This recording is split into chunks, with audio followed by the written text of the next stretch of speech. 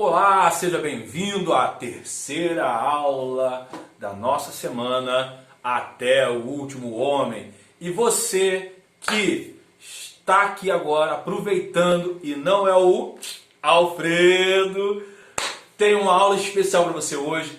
Hoje, nessa terceira aula, nós iremos falar sobre relacionamentos. Na verdade, relacionamentos eu vou ter que compartilhar essa aula. Então vai ser uma aula e meia, né? Na verdade, duas aulas. Vai ser 1.1 e 1.2. Relacionamentos 1.1, começa agora comigo. Relacionamentos 1.2, a gente faz daqui a pouquinho. Na próxima aula, amanhã, eu complemento essa aula para você, porque o volume de informação é um pouquinho maior.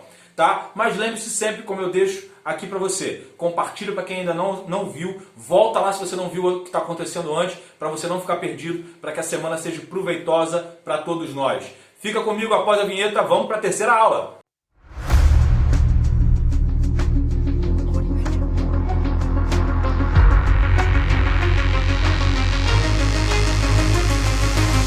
Bem-vindo de volta, estamos aqui agora para a terceira aula. E o que eu falei para vocês? Um presente. Por que presente? Porque qual é a maior dificuldade hoje do ser humano pós-pandemia?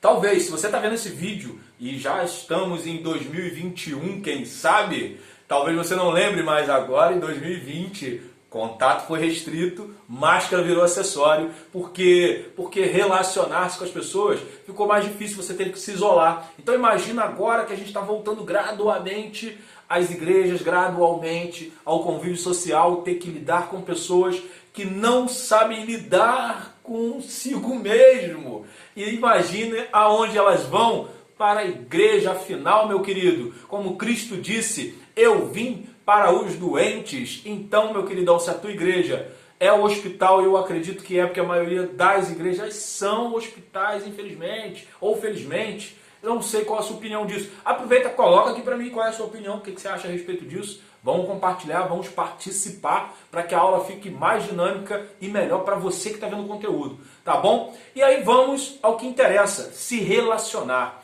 Como um obreiro deve se relacionar com o seu esposo, com a sua esposa, com os seus filhos, sejam eles pequenos, grandes, com seus familiares, principalmente com seus amigos, e não podemos esquecer, com o seu pastor. Eu vou falar sobre esses relacionamentos. Na próxima aula a gente complementa com uma dica fenomenal de como alinhar tudo isso. Então vamos para a aula, vamos ao que interessa.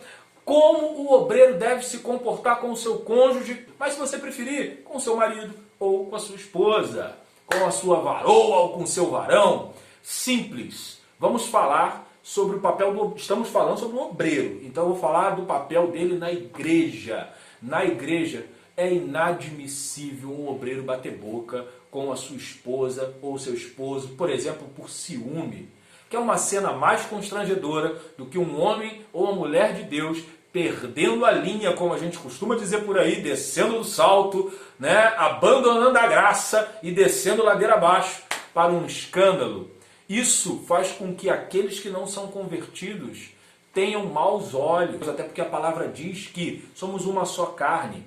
Shakespeare escreveu que unir-se em união é passar a ser uma única só pessoa, porém, qual pessoa seremos?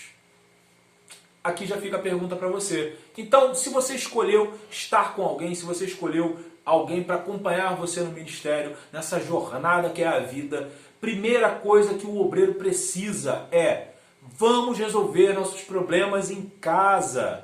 Então é aquela famosa cena, em casa a gente conversa. É desse jeito, meu querido, é desse jeito, minha querida. Porque, como cristãos, não podemos escandalizar. Paulo diz que não devemos escandalizar. Senão, como vão ver Cristo na nossa vida? Então não podemos dar mau testemunho. E a melhor forma de fazer isso é, primeiramente, converse em casa. Tem algum ponto a discutir? Tem algo que não concorda? Respire fundo. Ó, vou dar uma dica fenomenal para quem fala demais, igual a mim. Pensou que vai falar alguma coisa que não deve ser falado? Ó.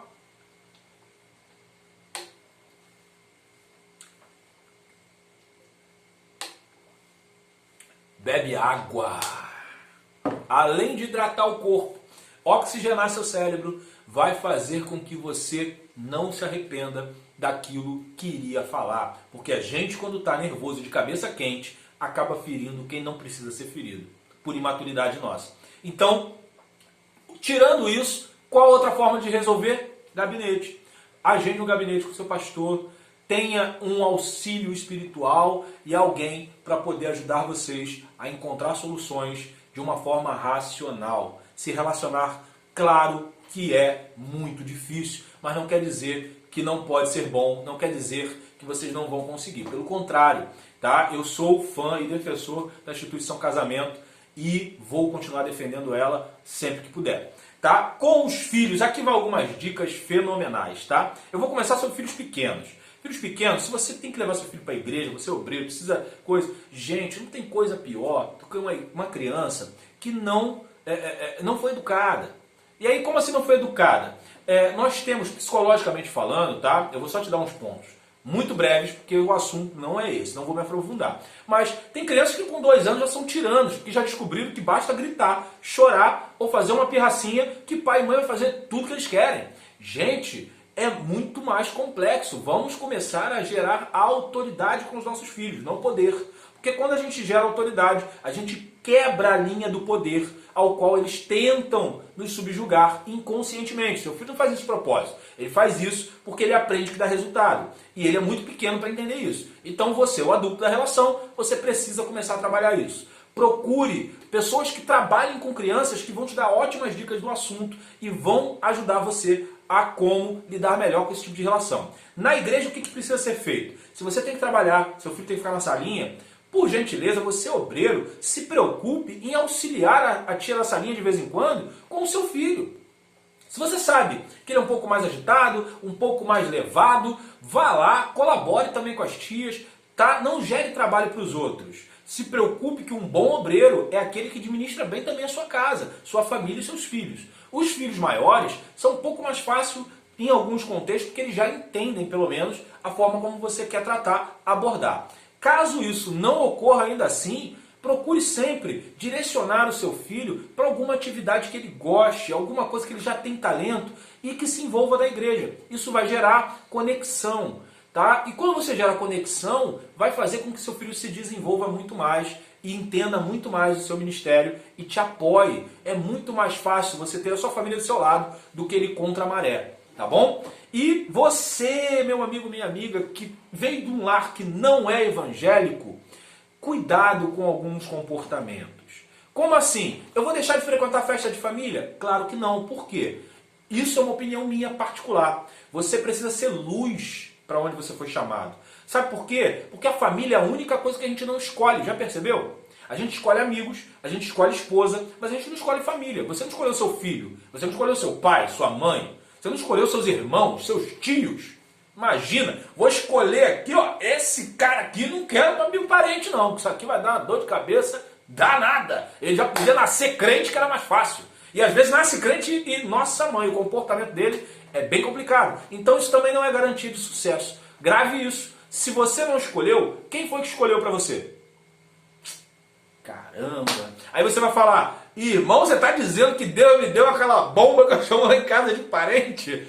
Pelo amor de Deus, se você respira, está vivo e não é um Alfredo, é claro que Deus te deu por algum motivo, meu querido. Então, a primeira coisa que você precisa aprender junto do seu chamado como obreiro é, se Deus te deu, aprenda a tirar o melhor daquilo que Ele te deu.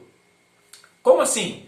Talvez Ele te deu por um motivo, para que você cresça, para que essa pessoa cresça com você, ou o seu testemunho de vida seja exemplo para a vida deles e alcance eles também. Porque tudo para Deus tem propósito. Você pode não saber seu propósito, você pode não ter metas, na verdade você pode até acordar, né, tarde do dia e achar que não vai fazer nada. É uma opção sua. Mas Deus, nem uma conversinha na Bíblia ele jogou fora. Ele sabia exatamente o que fazer, como fazer e onde fazer. E o tempo certo para fazer. Então grave isso. Se Deus te deu sua família, Deus escolheu para você. Você não teve a escolha. Tudo que você não escolhe se classifica o que Lucas 1,37 diz. Porque Deus é Deus do impossível. Então o que é impossível para você é possível para Deus. E o que é possível para você Deus vai querer que você faça. Então faça melhor relacionamento, se relacione melhor com as pessoas. Procure sempre o melhor das pessoas. Quanto a amigo, vou dar um adendo aqui muito simples.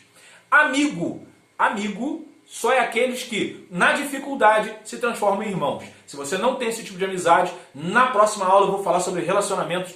Classificar essas amizades vai te libertar, vai fazer com que você entenda realmente quem são seus amigos na sua vida, o papel deles e o que eles podem mudar, e você pode mudar em referência a eles, tá bom? E aí você deve estar perguntando, Aurélio, como assim? Fica para a próxima aula, te espero na próxima aula. Você que ainda não compartilhou, não viu os vídeos anteriores, nem as aulas anteriores, corre lá que dá tempo, tá bom? Não perca, é uma oportunidade única de se desenvolver você ministerialmente, pessoalmente, para agregar mais à sua igreja. E caso você respira, não é o Alfredo, vem comigo que eu te aguardo na próxima semana, aliás, amanhã, na próxima aula, para a gente falar melhor sobre relacionamentos, tá? Entre amizades. Vou te ensinar uma classificação fenomenal. Até o último homem!